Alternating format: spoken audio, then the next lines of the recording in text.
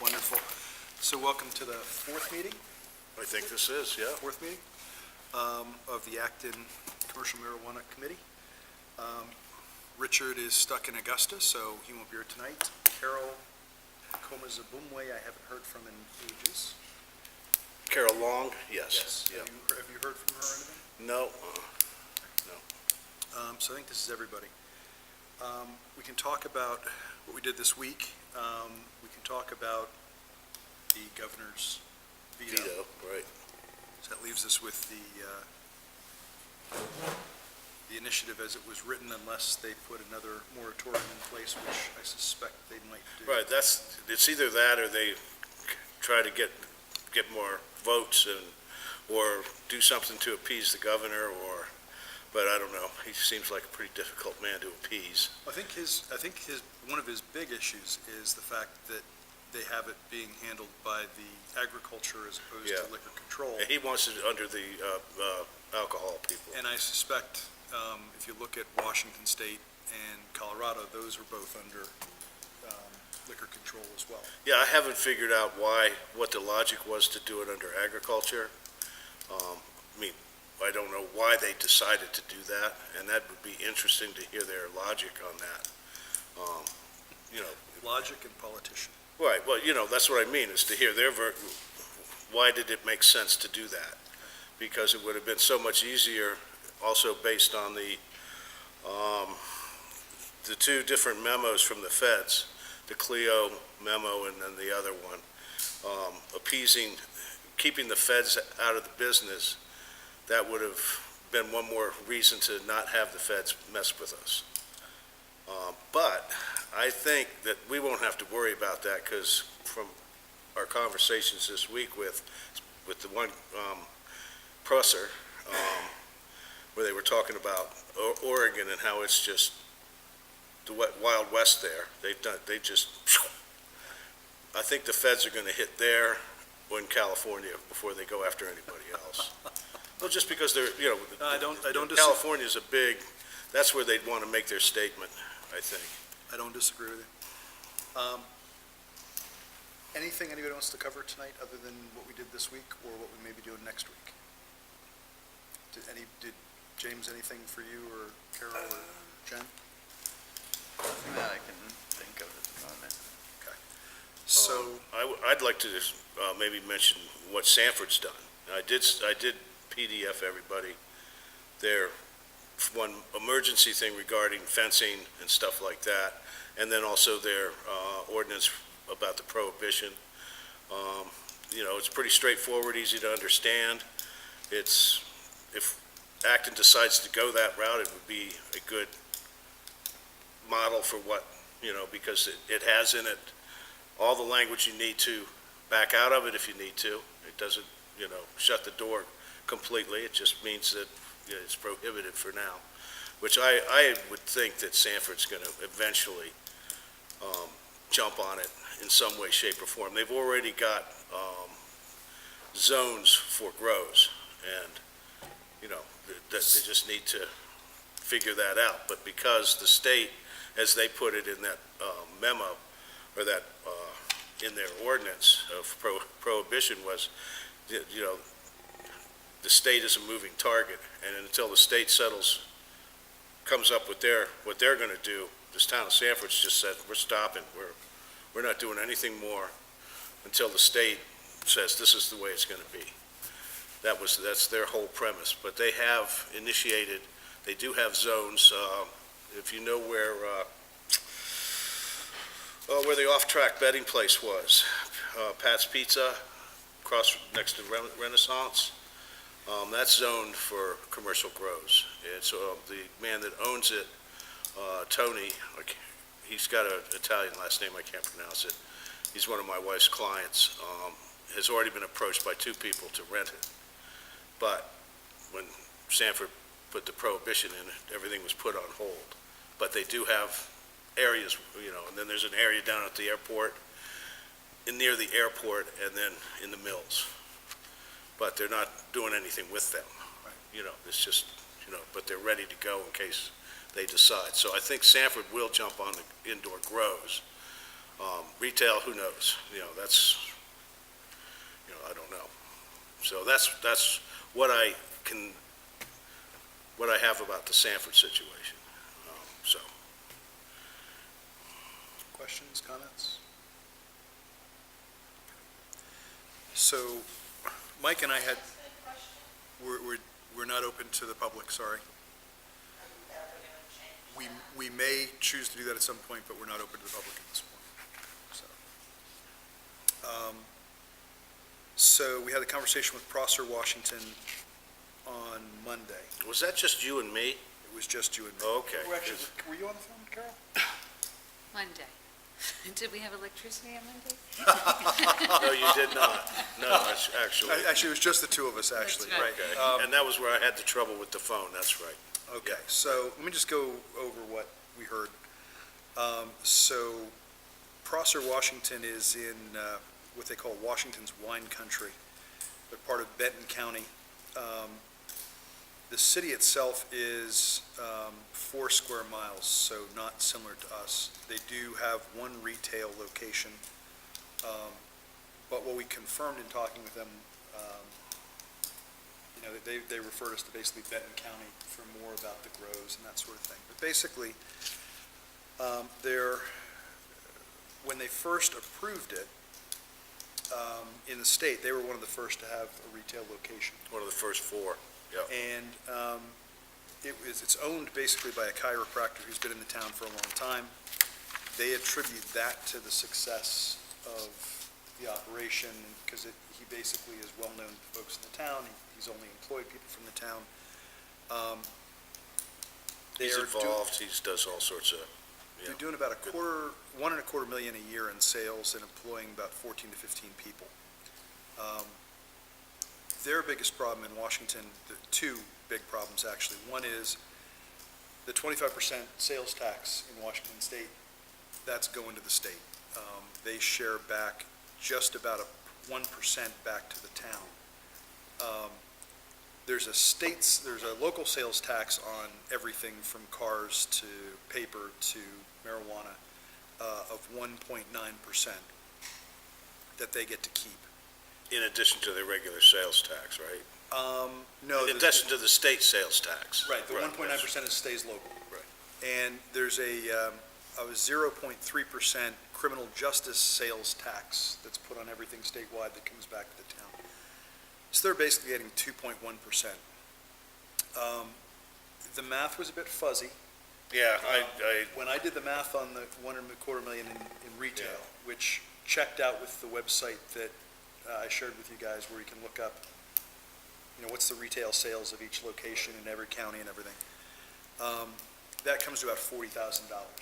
Yeah. Now, I think they're getting, when they talked about some of the work that they were doing, or some of the sales tax they were using for the resource officer in the school, I think they That were was lumping paid, together money from other stuff. a take back from the state was paid So- for it through their marijuana money.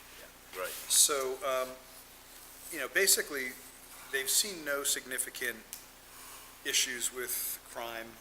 They've had no real issues with the location. They said the retail location that's just outside of town is the exact opposite. They sell to minors, there've been multiple infractions, the state hasn't done anything about it. So they said that's been a nightmare, but it's not under their control. Right, but it's actually, it's as he put it, it's an island of an island of county land inside, Yeah. basically their perimeter. And there again, we run into that whole issue of how the political structure is set up over there. Counties have a lot of power, whereas here, that's not going to be an issue. There isn't a piece of land in this town, in this state, that isn't a town, a municipality, or what do they call the plantation, which they're all, the counties have no property other than courthouses and the sheriffs and, that type of thing. So there's no issue with the county for us. There'd be no. But the county for them is huge, it's Right, everything. right, yeah, exactly. And we wouldn't have to worry about the county being able to put in, some kind of, because you can buy a license from the county to be in the county. it just can't be in the municipality. And we don't have to worry about that since, like I said, there's not a square foot that isn't either a town or a plantation, or a municipality or a plantation in the state of Maine. So the biggest issue that they really had when they talked about it was the state. And they said basically, every time they thought they were done with marijuana, the lobbyists would be pushing some other change, and they'd have to react to it. So when they talked about additional costs, what they talked about was the fact that they have to constantly be revisiting changes to the law, and what does that mean for their zoning, and how do they handle it, or how do they respond to it? So they made a couple key points to us in that conversation. They said, don't count on the state to regulate. They said the laws will continue to change, make sure your zoning covers you, and that you remain up on how the law evolves. What they were basically saying was, originally, there were limits in place at the state level.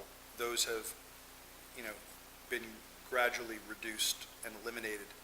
So what they didn't want in their town, they thought the state was covering initially, and that's eroded. So they said, put everything in your zoning that you want to protect your town Right. and manage The that. big one, the example they used was their billboards.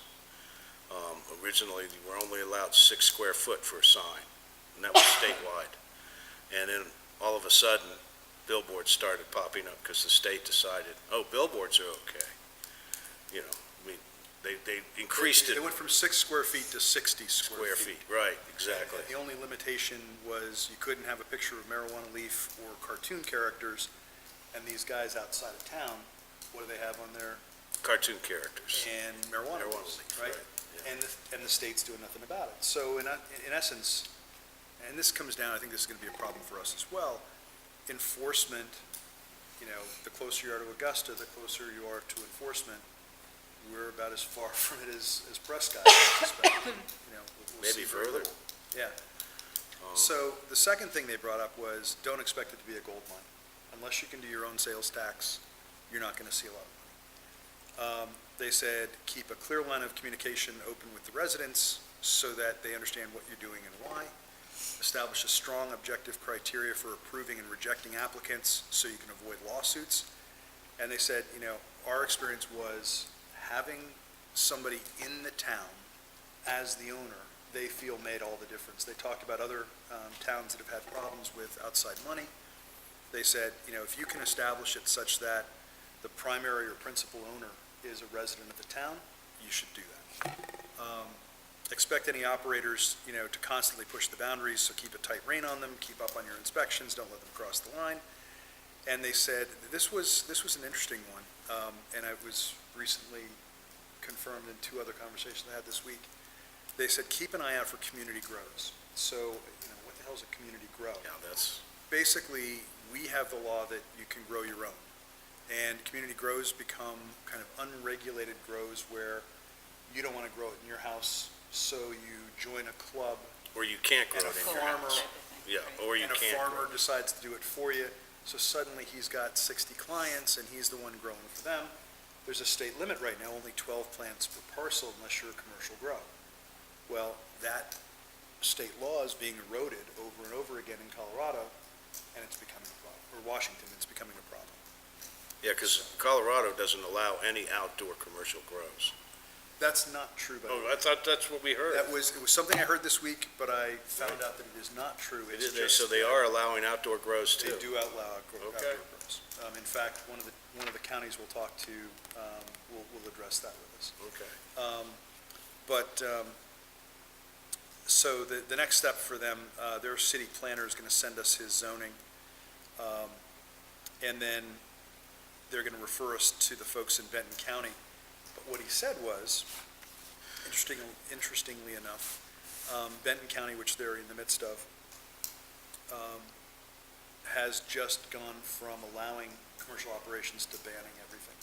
So they've got growers that are grandfathered, they've got retailers that are grandfathered, but they've moved to a ban because the state was doing licensing, and unlike Maine, at least currently, if the state of Washington licensed somebody, They're good to go. Yeah. they're good to go, and as long as they have zoning in your area, they can set up whether you like it or not. So they would listen to, in fact, they had somebody try to set up a second retail location in their town, and the mayor, the chief of police, the head of planning, the commissioners all wrote letters saying, we're a small town, we don't really want another retail location here, we've got one, it serves the public just fine, there's one 0.3 of a mile outside of the town, and they approved it anyway. But then those people didn't build, they didn't. Yeah, they moved. Yeah, they to moved another someplace town. else, but, that's why I like the setup for licensing in the state of Maine is that, you start with a conditional license from the state, then you find a town that will take you, and then you reapply to the state without clearance from the town and get your active license. So there's a second hoop to jump through. I do believe that the Maine statute does, well, depending on what we end up with, the way it's written now, does protect the towns in that respect. So I think we'd be able to not expect anybody just be able to plop one down based on us putting in the proper framework for everything else. I mean, zoning and what have you, making our rules very clear right out of the gate. So that's a big thing that the people who wrote this law in Maine, they learned a lot from the mistakes that were made out there, and that was one of them. So the second was, we had the conversation with Liberty Lakes last week. And I want to apologize for everybody for my screw up there. No I didn't retract my statement because I did feel that they didn't have it together. I honestly came away from that thing going, these people really, they put the two of the wrong people on the phone. Because they couldn't answer questions, they fumbled, they fiddled. I just was not, but anyway. And I apologize for screwing that up. Not a big deal. So Yeah, well, they selected, so they, if you remember correctly, had a ban in place. Well, actually, no, they were trying to be cute.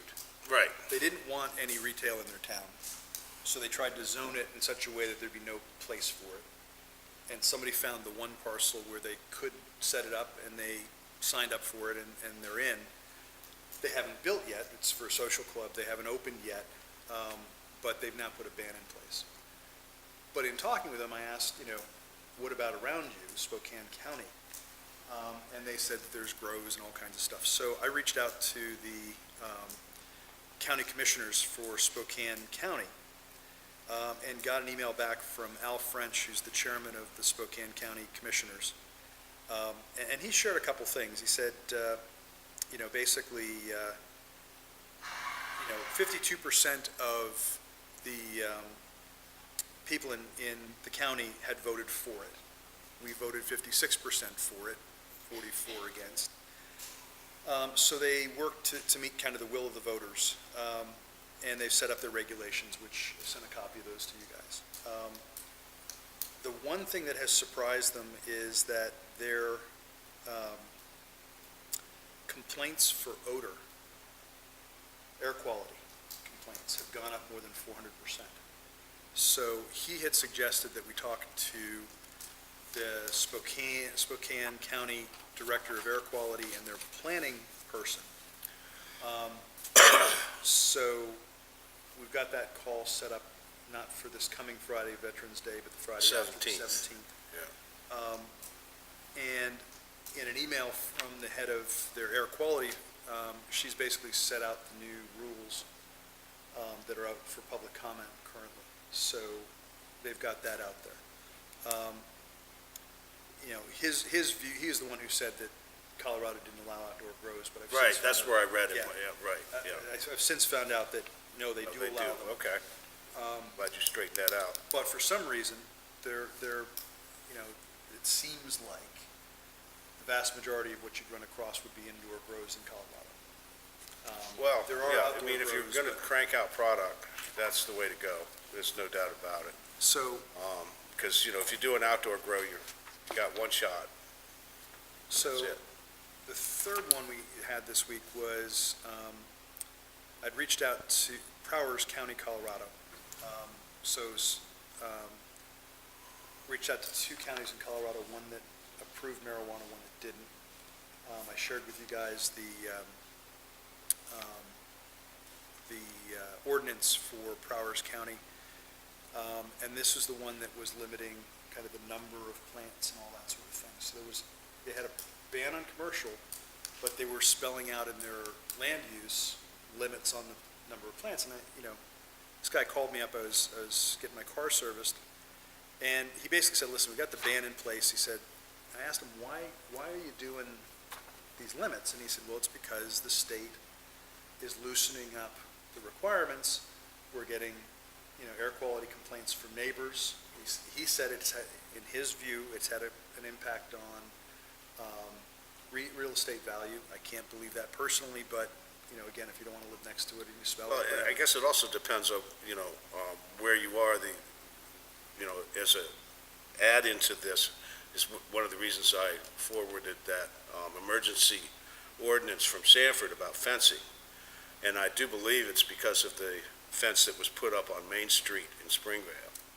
Okay, I think that's what sparked it all. If you're in an urban style situation, man, I can understand the concerns, Out here in Puckerville, you can still smell it, but it's not like you're right next door, 10 feet away. It's going to be interesting to see what the folks in Spokane County say, because. Right. Well, I know counties, it's a big county, but Big county.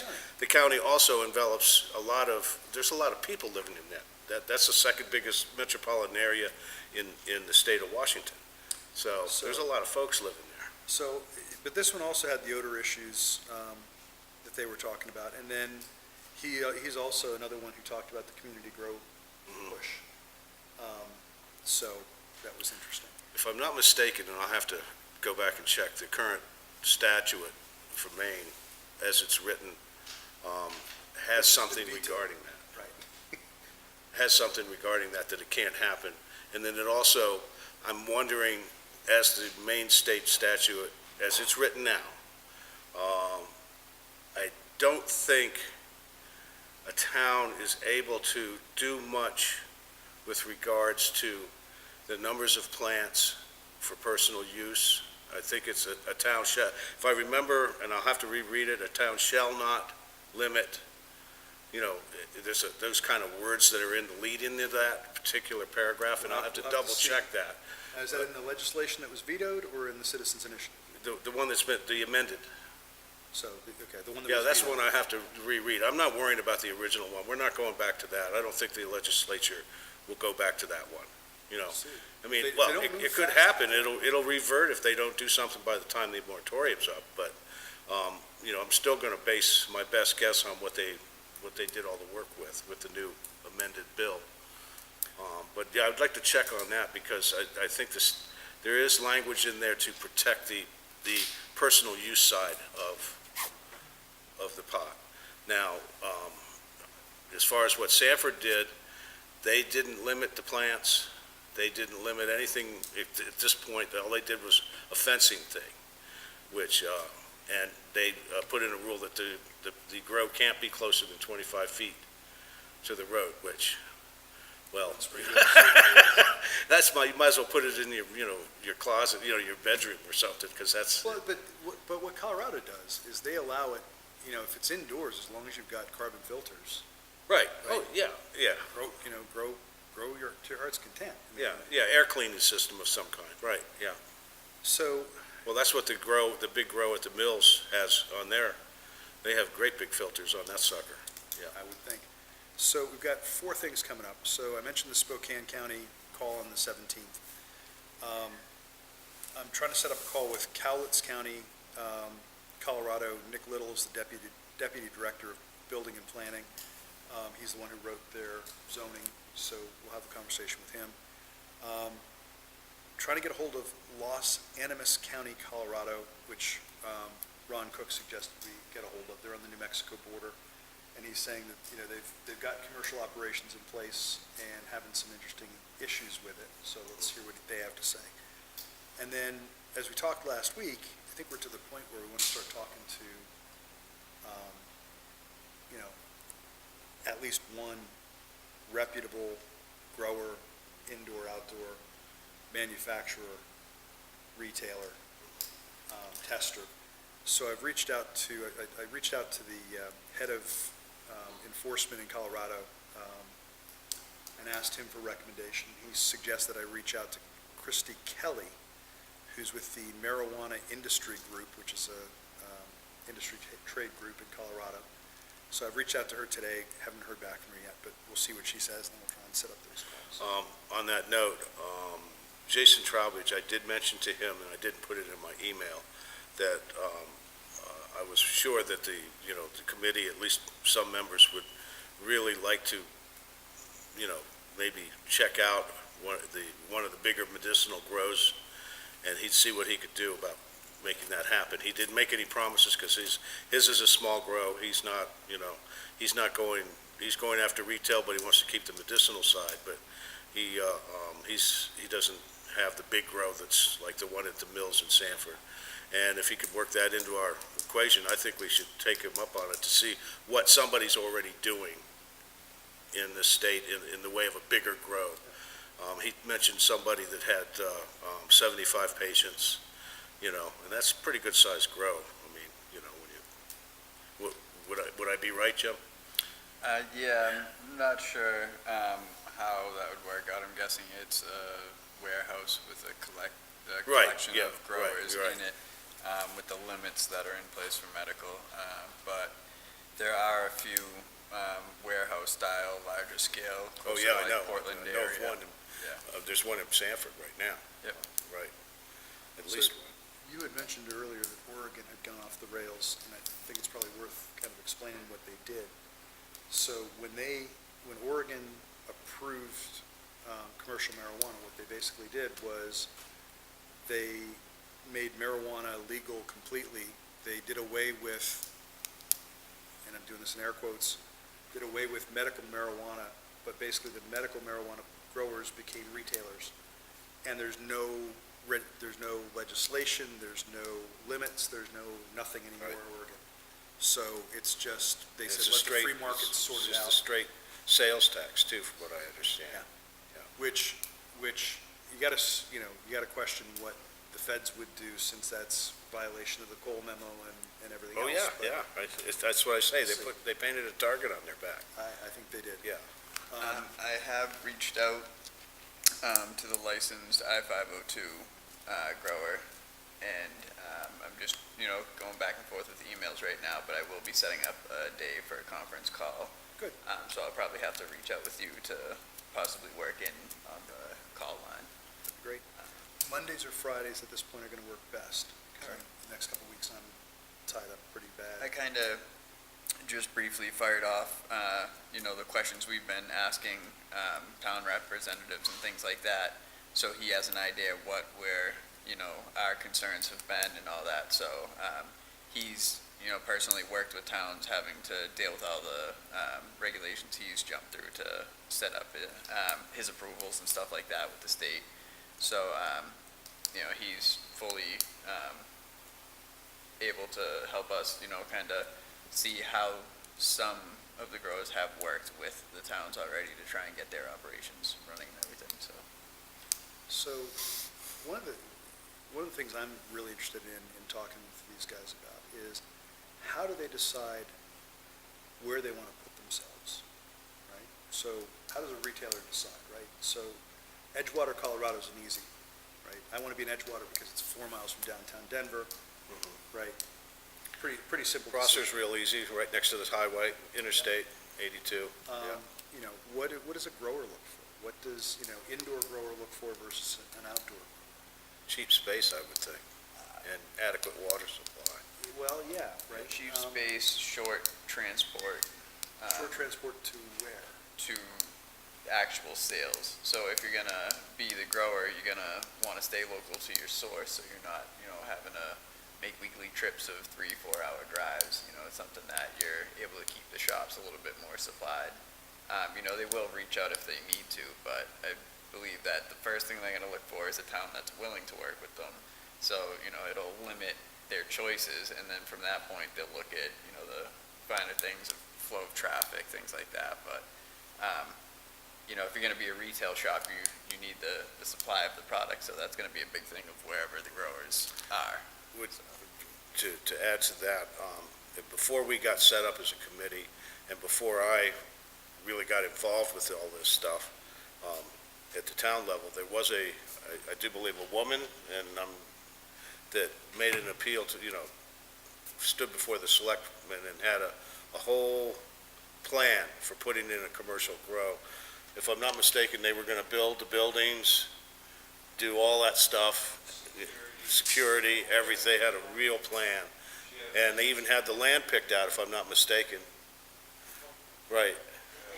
I don't know, but anyway, they had a real plan, and they were basically shut down, because at that point, nobody was ready to even talk about it, So, I mean, there are people interested in finding, like you said, finding a town that will, first of all, accept them, and then, they'll take it from there. Because that's gonna be the big issue in this whole state, I think, is finding a town that'll say yes. That's the big issue. And then, I think you'll find a lot more will probably be Portland area and then up north, Augusta, Bangor, Lewiston, stuff Auburn. like that. Yeah. That seems to be the most accepted area out of the whole state, but, I mean, whoever does end up with it, people will be willing to travel for it, because there are only gonna be so many shops opening up, so. Well, before they opened up in the medicinal in Sanford, people were driving up to Portland, on a regular basis. But, to get back to your voting thing, Maine, or Acton, had close to the highest percentage of pro vote, not counting Portland. Portland was just absolutely overwhelming. It was like 65% or something, for it.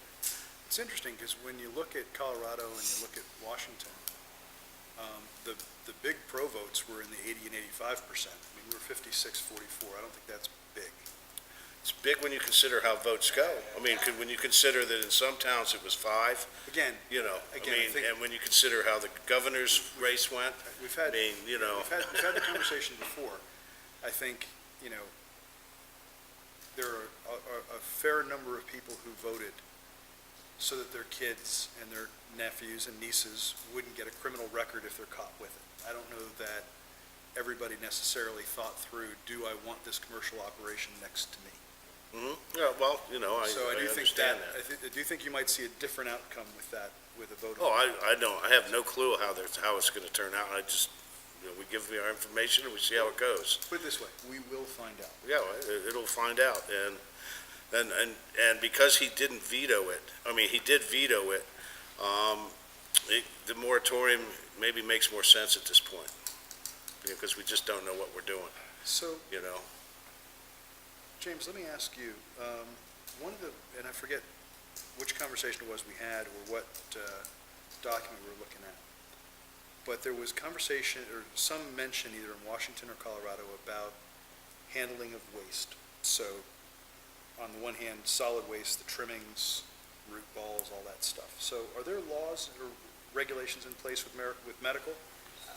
In the state of Maine, I'd have to look into the laws again, but I mean, most of the stuff is like compostable material, stuff like that, so there's not really, like, a lot of people are now reusing soils, things like that, and then the other people that are in the warehouses, I believe they're just using, companies that they, rent a dumpster from type removal. Because basically in both Colorado and Washington State, in the commercial operations, they have, as I read through it, you have to have a separate room on site that's video monitored, called an impound room, right?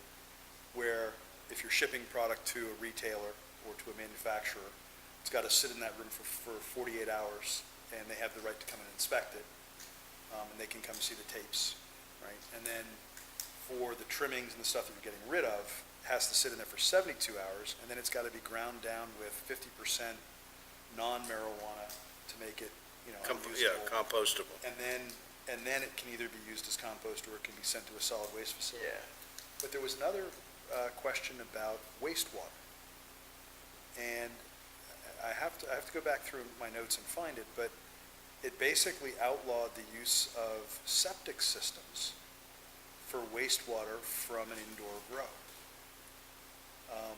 Can you talk at all about that, or? I mean, I would just believe that the constant runoff of it would start to affect with buildup. I mean, it is, in the nutrients, there's calcium, there's magnesium, there are things, so over time, I could definitely see it, affecting the land if you're doing a septic style. I know a lot of people now, either, everything's dosed out to accuracy where they have minimal runoff that ends up evaporating from the dehumidifiers, or they have runoffs and then they refilter the water to reuse it. So there's actually a few devices out there that you can pull all of the waste nutrients that's left over, clean the water and reuse. Because I wondered if that was going to be a limiting factor for an indoor grow in Acton, if there's any, they're going to enact anything similar in Maine relative to water. It would really depend on the location that they're gonna build on. Their wells, what's the flow of water around that area? Are they gonna have there's no public water supply, so if they're on a well and they don't have enough that they're constantly having to invest in new wells to keep digging around and find water, then I would pretty much guarantee that they would look into a reuse system. So Yeah, they're No, not, I'm sorry, I just meant whether Maine would enact something about wastewater treatment. And if they did, how would you handle that up here? Because that's all we have. We don't have any public sewers or public water treatment up here. Whereas in Sanford, of course, they've got public sewer. So just a I mean, question. it's a good question. And I like he says, I think think it's, inspection Yeah. and soil samples, yearly samples to find out if they are dumping, just like if the chemical companies or something like that these manufacturers of these nutrients and stuff, I'm sure they have to, as a commercial company that's making these products that could possibly be harmful to the areas, EPA, those types of things, 'cause- where they would do the soil samples and Are yeah, there any once you take the water out of it, Are there any groundwater laws? once you take the water out of it, there's very little.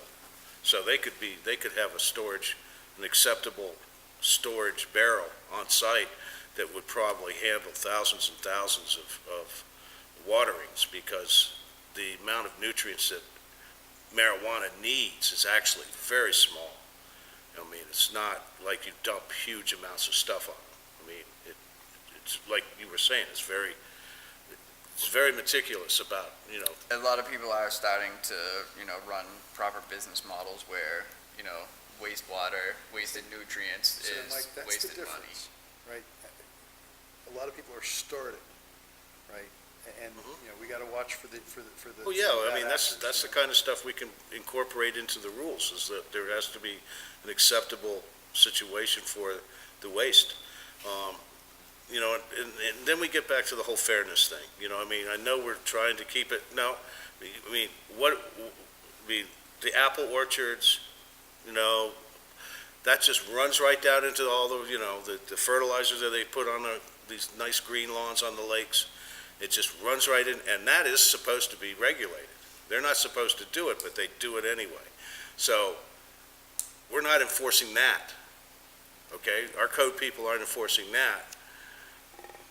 It's a case of, in my opinion, if the grow is gonna be smart, they're not gonna ever have a problem, because they literally are not gonna be dumping anywhere near the kind of stuff out there that you would put on your lawn, that you would put on the apple So far, orchards. what we've heard of really good, responsible Mhm. operators, and we've heard of nightmares. Right, yeah, we have. We haven't even started talking about grows or manufacturing yet, okay? And the population has been as evenly split as most populations are. So I think we need to gird for, the less responsible. I think that's where, Exactly. having a resident owner, they care about the community, they care about the environment that they're, living and working out of. So, in the industry of cannabis, it's, people that are just in it to make money and, that's all they care about is just profit. So they're the people that'll dump wastewater wherever instead of paying for expensive filtration systems or things like that. So I think it's the people that are passionate about it and, want to work with the towns and be open to, having And those an are up and up. regulations we Yeah. have to put in.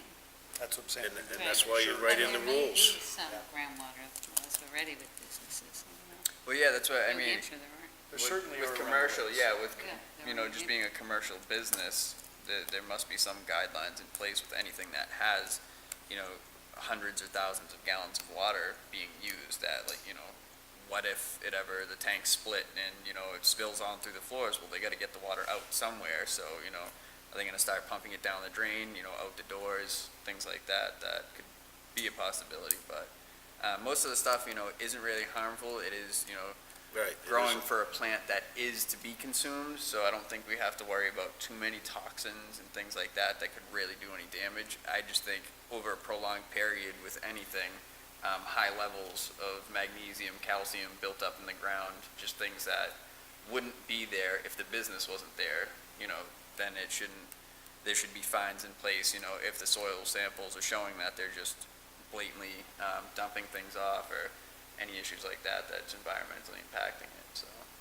Then again, who's going to go take the soil samples? Yeah, that's my question, is that the state? Would that be the state or would that be the town? Right, well, It's like our Well, that's town where is we're kind of at part-time. the standstill, is we Yeah. don't know what the regulations are going to be. Yeah. So they may have a little subdivision that specifies, because they are pretty good with breaking down, what each word means and everything like that. So I'm sure they must have something, if we're thinking about these things, there has to be somebody in Having- it that's trying to cover it, hopefully. Hopefully. Having Like I said s- that, we've had the lakes, the volunteers who go out and get water samples from the lakes and send it into DER for, testing. I mean, well, if it Right, has that's to public be area, fire though. marshal that's inspections. public area. You're gonna have volunteers that are gonna wanna go to try to get on somebody's property, that, Well, no, That- so. and that's why I think as long as, If it's commercial, right? Yeah. The town can absolutely well, I have realize access that, but to you that. said Well, yeah, volunteers, you didn't, you know what I mean? It's a hard, I would say that as long as we look at the state laws as they're written, because the nutrients, the pesticides, those are all gonna be under the venue as the law that's written now, under the Pesticide Control Board. And they haven't written the rules, or they may have written them, but they haven't publicized them yet. So we don't know what the state is exactly gonna do, but we look at what they say, they come out and we see, well, then let's just make this a little more stiff, and let's just do this, to protect this town. We write into the rules, even if we don't use them, they're there to use at some future date, so that a sleazebag comes in, he's gonna have to pay attention, and then we decide, do we wanna have the code enforcement officer do it, or is the state checking it enough? You know what I mean? It depends on how the That's state. right, I'm thinking maybe the state will possibly have, if you think the business is running improperly, they have a line that you can call and file a Mhm. complaint, and maybe the Right. state will have somebody that they'll send out, and hey, this place is just dumping, all sorts of nutrients and things that are affecting, because I'm sure high levels of it's gonna be noticeable on any lawn or anything that a commercial business is gonna put around the building. From what I understand, and from my experience with Augusta, having worked at a junkyard back in the 80s, and this is back in the 80s, the DEP is, well, this is before Governor LePage did what he's did, but, the state of Maine is usually pretty good about jumping on things. The pesticide board in particular has a reputation for checking into stuff at this point of other things, specifically runoffs into the lakes, the cow situation with the manure runoff and things like that. They have best practices in place, and they have inspectors that go out when there are complaints. And frequency, I can't speak to that, but I'm basing my, I'm having, I have some faith in the state when it comes to when it comes to environmental issues. You know, because the state is definitely more environmentally focused than a lot of other states. I laugh only because of your trust in government typically. No, I don't trust government. I don't trust them. I have more faith in them than I would if I lived in Colorado, okay? Or if I lived in Kansas or Nevada, where out there they've gutted out all the environmental rules. So, we've got no legislation Nope. to work with. We'll find out what we can about the operations and how others have managed to try Right. and manage it. Any other thoughts? Oh, I did check on the MMA workshop. We are on the waiting list, and they said they'd call. That's where we're at there. So it was standing room only, or what? What's that? Standing room only at it, or what? And they weren't even going to let you do that. Wow. Yeah, we missed it by, I mean, I called on Thursday to find out, and they said, oh, yeah, it's still open. And so I called Jennifer, and she was one day late getting, not her fault. I mean, we didn't know, because the woman made it sound like, oh, yeah, it's plenty of spaces left, and da-da-da. And, called on Thursday, it closed on Friday, 4 o'clock. So, at this point, we're waiting for people to cancel. Because they're not going to expand it. They Even aren't going to? That's the way she put it. No, they, even though it is in the Civic Center, for goodness sakes, I mean, I wonder, though, if they've lost a bit of steam with it relative to the legislation being, I don't know. I have no idea. I mean, I don't know. But if nothing else, I'll be sure to keep on them about finding out that model ordinance that they're supposed to be writing, because I'd really like to see that, to see what they think makes a good ordinance for a town. anything else? I think that's about it for now. Richard's not here, and we're 8 minutes early. If there's nothing else, we'll reconvene next week. Yeah, I think it's kind of just to wait and collect what we can over And these like I few say, conversations. should I tell Jason to come on out? Yeah, Yeah, 17th, or 10th, or it'll be next Friday. next Friday the 10th? Okay, Yeah, the 10th. very good. And, good. And he did say that he wasn't interested in a spiel. He didn't want to, he'll introduce himself, give his bona fides, for why he thinks he should be here as a so-called expert on this issue in the state of Maine, and then he'd just as soon field questions. So think up all the questions you can. I mean, I'm going to come up with a list. And I already told him, I said, I'm telling him to, don't be kind. He says, no, I won't. He says, I'll address anything you want me to, address. I think we all appreciate him making the time to come out on a Friday night and talk to us, so it's helpful.